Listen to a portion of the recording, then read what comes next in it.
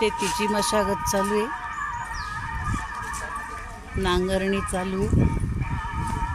इथे जमीन सपाट केली जाते.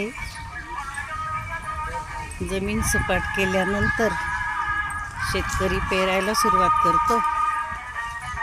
इकडे पेरणीची लगबग चालू आहे. पाटाचं पाणी वाहतंय मस्त झुळझुळ. शेतकरी बैल हाकतोय आणि पेरणी करतोय. पांभर चालू आहे. शेतकरी बाई पांभरीतून दाणे टाकते. पुढे कोळपणी चालू आहे. पेरलेल्या बियातून पिकं थोडी थोडी वर आल्यानंतर कोळपणी सुरू आहे.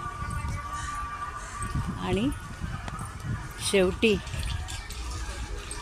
पीक चांगलं मोठं झालेलं आहे. शेतकरी अतिशय आनंदात आहे आणि तो पिकाची कापणी करण्यासाठी उत्सुक आहे.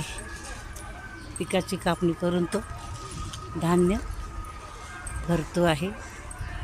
धान्यामधला काडी कचरा सगळा बाजूला करण्यासाठी धान्य उफणलं जातं आहे. धान्याची उफणणी करताना त्याच्या आधी मळणी होते.